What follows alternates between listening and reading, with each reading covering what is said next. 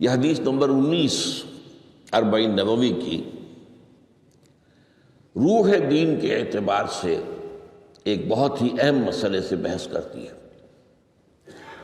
اس کے راوی ہیں حضرت عبداللہ ابن عباس، جن کی کنیت ہے ابو العباس، یعنی ان کے والد کا نام بھی عباس ہے، ان کے بیٹے کا نام بھی عباس ہے۔ عن ابی العباس عبداللہ ابن عمر ابن عباس رضی اللہ تعالی عنہما۔ تو اس میں چونکہ جیسا کہ میں نے عرض کیا کہ استعانت باللہ، مدد مانگنی ہو تو صرف اللہ سے مانگو، یہ دین کی روح کا ایک بہت اہم مسئلہ ہے، بہت اہم مسئلہ، روح دین۔ میں نے اسی لیے آج سورہ فاتحہ کی تلاوت کی شروع میں کہ اس مسئلے کی اہمیت جو ہے اس کا آپ کو اندازہ ہو جائے۔ سورہ فاتحہ جو ہماری نماز کا جزو لازم ہے، حدیث نبوی ہے لا صلاۃ لمن لم یقرأ بفاتحۃ الکتاب، سورہ فاتحہ کے بغیر کوئی نماز نہیں، ہر رکعت میں ہم پڑھتے ہیں۔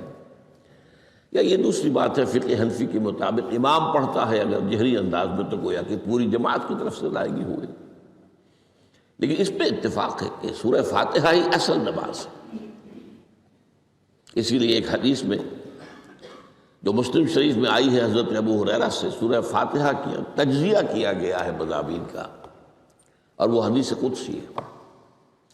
قسمت الصلاۃ بینی و بین عبدی نصفین، اللہ فرماتا ہے میں نے نماز کو اپنے اور اپنے بندے کے درمیان برابر برابر تقسیم کر دیا۔ بندہ کہتا، اب اس کے بعد ساری تفصیل سورہ فاتحہ کی ہے۔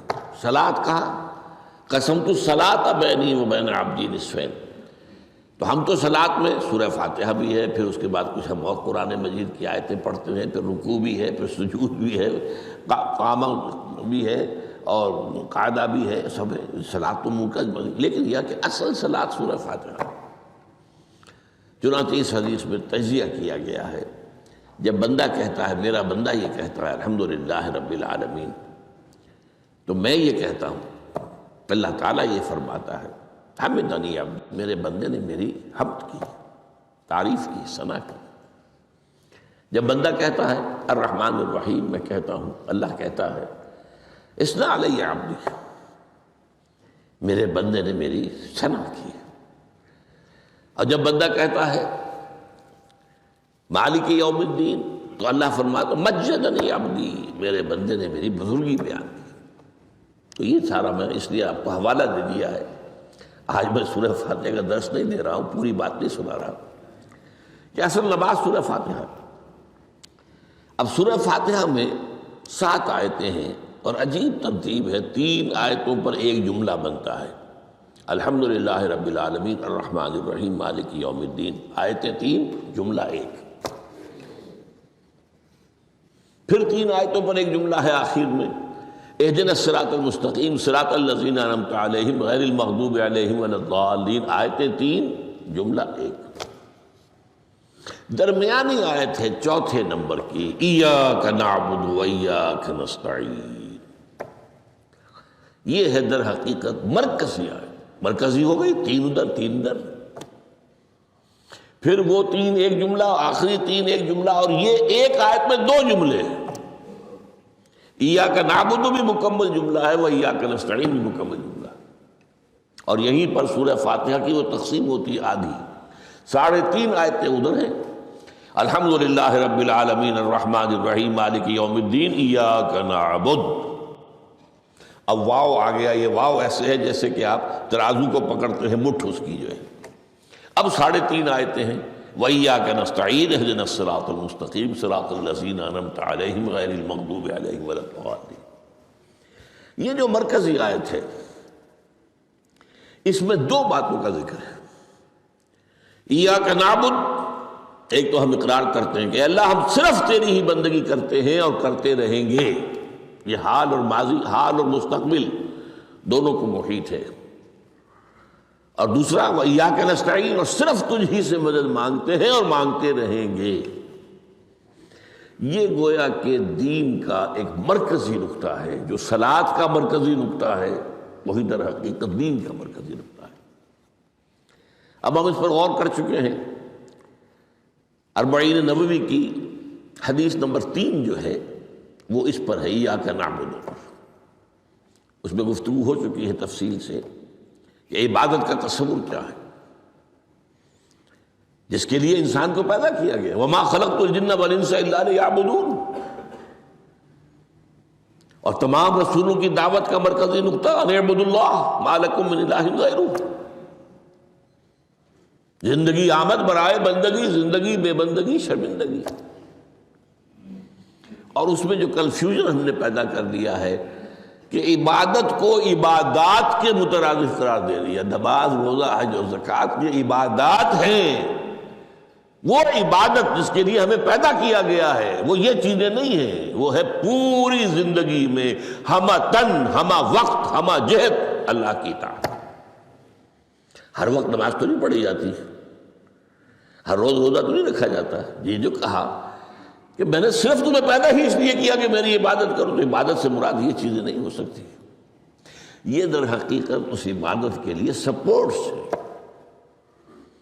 جیسے 4 ستون ہیں ان پر چھت ہے، چھت کو سپورٹ دینے کے لیے ستون ہے۔ ستونوں کی معنویت ہی تب ہے جبکہ چھت ہو، ورنہ کیا کہیں گے کس لیے کھڑے کر دیے 4 ستون، پاگل پن ہے کوئی، کس لیے، واٹ فار؟ جب تک کہ چھت کا تصور نہ ہو۔ شامیانے کے لیے 4 آپ نے بانس کھڑے کیے ہیں، کس لیے؟ اس شامیانے کو سپورٹ کرنے کے لیے۔ تو اب اس میں جو ایک مضمون آیا وہ یہاں بھی آ گیا اس حدیث میں، تو قرآن مجید کی آیت میں ایاک نعبد و ایاک نستعین، یہ ہے دوسری بات جس پر کہ آج کی ہماری مرکزی جو مضمون ہے وہ یہ حدیث۔ تجھ ہی سے مدد مانگتے ہیں اور مانگتے رہیں گے۔ اللہ تعالیٰ سے مدد مانگنا، اب آپ یوں سمجھیے کہ مدد جو مانگی جاتی ہے مختلف الفاظ استعمال ہو سکتے ہیں۔ استعانت وہ اس حدیث میں بھی آیا، قرآن میں بھی آیا سورہ فاتحہ میں، ایاک نستعین۔ استمداد مدد طلب کرنا، استنصار نصرت مانگنا، استدعاء کوئی دعا کرنا کسی کام کے لیے، استغاثہ کسی کی دعائی دینا، یہ تمام ایک قبیل کی چیزیں ہیں، ان کو جمع کر لیجیے استعانت۔ اب استعانت ایک تو ہے عام مادی دنیا کے اصول کے اندر، میں کسی سے کہوں بھائی مجھے ذرا پانی پلا دینا، یہ بھی استعانت ہی ہو گئی نا، میں نے اپنی ایک ضرورت کو پورا کرنے کے لیے اسے مدد چاہیے، اس میں کوئی شرک نہیں، کوئی برائی نہیں۔ معلوم ہے یہ ایک عام مادی قوانین کے تحت ہوگا۔ یہ علیحدہ بات ہے کہ حضور کے بارے میں یہ آتا ہے صلی اللہ علیہ وسلم کہ آپ کبھی ایسے کام کے لیے بھی کسی کو نہیں کہتے تھے، یہاں تک کہ اگر آپ سواری پر ہوتے تھے اور آپ کا جو کوڑا ہے وہ نیچے گر گیا تو آپ اپنی سواری کو بٹھا کر یا اتر کر خود کوڑا اٹھاتے تھے، کسی سے کہتے نہیں تھے کہ مجھے ذرا اٹھا دو۔ تو یہ استدعاء، استعانت، استمداد، اس میں ایک درجے ہیں، بڑے اونچے درجے بھی ہیں، لیکن عام حالات میں ہم مادی قوانین کے تحت اگر کوئی مدد چاہے کسی سے تو کوئی بری بات نہیں، اس میں کوئی شرک نہیں، اس میں کوئی کفر نہیں، اگرچہ بعض حضرات کے نزدیک اس کا ایک درجہ ہے وہ میں بعد میں بیان کروں گا۔ لیکن یہ کہ ماورائی انداز میں کسی غیر مرئی حقیقی یا موہومہ شخصیت سے مدد مانگنا یہ شرک ہے۔ غیر مرئی حقیقی فرشتے ہیں، غیر مرئی ہے حقیقی ہے، موہومہ جنہوں نے گاڈز اینڈ گاڈیسز اور آلہہ بنا لیے، دیویاں دیوتیاں بنا لیے، یہ موہومہ ہے، ان کے وہم کی پیداوار، وہ بھی غیر مرئی ہے،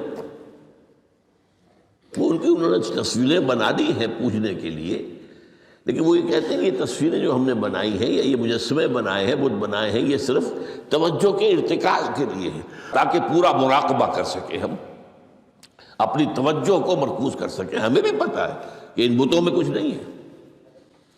ایک عام ہندو ہے بیچارہ، عام جاہل دیہاتی، وہ تو یہی سمجھتا ہوگا کہ اسی میں ہے سب کچھ، اس بت ہی کے اندر ہے. لیکن جو پڑھے لکھے ہندو ہیں، جو تعلیم یافتہ لوگ ہیں، ڈاکٹر رادھا کرشنن بہت بڑا فلسفی تھا، جو آپ کو معلوم ہے بھارت کا صدر رہا ہے، بہت بڑا فلسفی. تو اس کی ایک کتاب ہے انڈین فلسفی پہ، اتنی موٹی موٹی 2 جلدیں ہیں اور بڑی باریک ٹائپ کی. اس میں اس نے کہا کہ ہم ان بتوں میں کچھ نہیں سمجھتے، یہ تو صرف کنسنٹریشن، توجہ کو مرکوز کرنے کے لیے ہم نے ان کو بنا لیا ہے، تاکہ ان کے ساتھ ایک ذہنی اور روحانی رشتہ قائم کرنے کے لیے اپنی توجہات کو مرکوز کر سکیں. بہرحال یہ میں نے بتایا، ایک ہے غیر مرئی حقیقی، ایک ہے غیر مرئی موہومہ. غیر مرئی حقیقی میں فرشتے بھی ہیں، معلوم ہے یہاں موجود ہیں، کرامن کاتبین ہیں، لیکن میں یہ نہیں کہہ سکتا کہ ذرا میری یہ مشکل دور کر دو. اس فرشتے سے میں مخاطب نہیں ہو سکتا، یہ شرک ہو جائے. حالانکہ ہمیں معلوم ہے فرشتہ ہے. فرشتے تو اس وقت ہمارے اس مجمع کو گھیرے ہوئے ہیں. حضور کی حدیث ہے، مجتمع قوم فی بیت من بیوت اللہ یتلون کتاب اللہ ویدارسونہ بینہم الا حفتہم الملائکہ وغشیتہم الرحمہ. جب بھی کبھی میرے گھروں سے کسی گھر میں میرے بندے جمع ہوتے ہیں قرآن کو پڑھنے اور سمجھنے کے لیے، سمجھنے سمجھانے کے لیے، تو فرشتے ان کے گرد گھیرا ڈال لیتے ہیں اور ان پر رحمت چھا جاتی ہے اور سکینت ان پر آسمان سے نازل ہوتی ہے. اور اللہ تعالیٰ ان کا ذکر کرتا ہے فی من عندہ. دیکھو اے فرشتو، تم تو کہتے تھے نا کہ اے اللہ تو یہ خلیفہ بنانے چلا ہے آدم، یہ تو دنیا میں فساد مچائے گا. دیکھو وہ میرے بندے وہ کیا کر رہے ہیں. اللہ تعالیٰ ذکر کرتا ہے ان کا اپنی اس مجلس میں، وہ جو ملائے اعلیٰ کی مجلس ہے، جو اللہ تعالیٰ کے قریب ترین جو فرشتے ہیں ان میں. تو فرشتے ہیں لیکن مدد نہیں مانگی جا سکتی. اسی طرح اب ذرا مسئلہ دوسرا وہ مختلف ہی ہو جائے گا. میں نے پہلے وہ بات کی جس میں اختلاف کا امکان ہے، فرشتے تو ہیں، ان پر ہمارا ایمان ہے، اور اصل میں ایمان بالملائکہ ہی کی شکل بگڑی ہے. یہ جو گاڈز اور گاڈیسز بنا لیے گئے اور دیوی اور دیوتا بنا لیے گئے اور آلہہ بنا لیے گئے، ملائکہ ہی کی. ملائکہ کو اللہ نے ایک ایک کام کے اوپر معمور کیا ہوا ہے.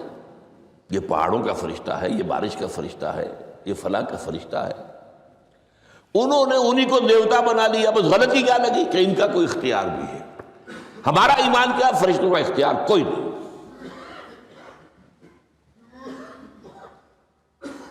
یفعلون ما یؤمرون، جو اللہ حکم دیتا ہے کرتے ہیں، ان کا کوئی اختیار نہیں. بس یہ باریک سا پردہ ہے. یہی ایمان بالملائکہ بن گیا ہے. دیویوں دیوتاؤں کی شکل اختیار کرنی. عرب کے لوگ خدا کی بیٹیاں کہتے تھے وہ، یہ فرشتے خدا کی بیٹیاں ہیں. ان کے نام پر لات، یہ مؤنث نام ہے، لات. عزا عزیز کا مؤنث ہے، منات یہ سب مؤنث نام.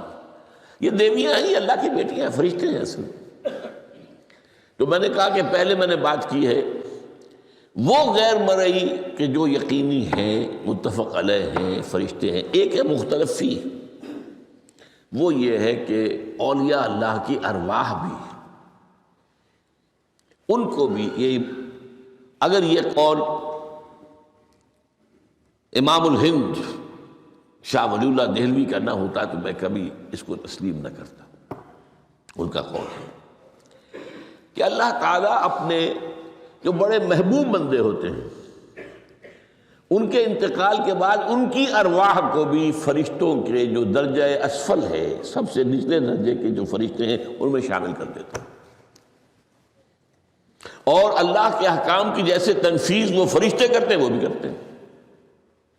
اب یہ مختلف فی مسئلہ ہو گیا، سب کے نزدیک نہیں ہے ایسا. لیکن یہ کہ بعض کے نزدیک شاہ ولی اللہ کہہ رہے ہیں تو اس کو تو ہم اٹھا کر ردی کی ٹوکری میں تو نہیں پھینک سکتے بات. لیکن ان کو بھی نہیں پکارا جائے گا. وہ ہے، وہ بھی اللہ کی سول سروس کے اندر بھرتی ہو گئے. سول سروس ہے نا، اس کے کارڈرز ہیں ہمارے ہاں. پٹواری سے آپ چلیں گے تو ریونیو کا محکمہ جو ہے، پٹواری پر گرداور اور گرداور سے گرداور، قانون گو اور اس سے اوپر اور نائب تحصیلدار، یہ چلے گا. تو فرشتوں کے بھی گریڈ ہیں، طبقہ اسفل، طبقہ اعلیٰ. تو اگر اللہ تعالیٰ اپنے نیک بندوں کی ارواح کو بھی اس میں شامل کر دے تو ہمیں کیا اعتراض ہے؟ اور اس کو ماننے سے کوئی شرک لازم نہیں آئے گا. ہاں انہیں پکارو گے تو شرک لازم آ جائے گا. بات سمجھ رہے؟ باریک فرق. فرشتوں کو مانتے ہیں، پکار نہیں سکتے، مدد نہیں مان سکتے. اسی طریقے سے ان کو آپ مانتے بھی ہوں اگر کہ وہ ملائکہ کی آخری صف میں ان کو بھی اللہ نے بھرتی کر لیا ہے تو ٹھیک ہے. لیکن یہ کہ آپ اختلاف کریں، اختلاف بھی کر سکتے ہیں کہ اتنی بڑی بات کے لیے کوئی دلیل قرآن مجید سے ہمیں نہیں ملتی. فرض کیجئے کوئی شخص کہتا ہے، لیکن یہ کہ یہ ایک قول ہے، ایک محدث کا ہے. لیکن درجے بعد فرق جو بتا رہا ہوں، ان کو یہ مان لینا کہ فرض کیجئے شیخ عبد القادر جو ہے بغدادی گیلانی رحمۃ اللہ علیہ، ان کی روح اب کہیں آ سکتی ہے، الوا آ سکتی ہے، جیسے ملائکہ آ سکتے ہیں، آ سکتی ہے. روح محمدی صلی اللہ علیہ وسلم آ سکتی ہے. لیکن ہم اس وقت محمد کو پکاریں گے نہیں. پکارا تو شرک ہو جائے گا، دعوت جب دعا کی تو شرک ہو جائے گا. تو یہ ذرا باریک سا فرق ہے جو ہمارے ہاں اس فرق کو نہ سمجھنے کی وجہ سے ہی یا تو انکار کر دیتے ہیں سرے سے، روح آ ہی نہیں سکتی، اور یا یہ کہ پھر ان سے دعائیں اور استدعا اور استغاثہ، تو یہ دونوں میں جو ہے انتہا ہو جاتی.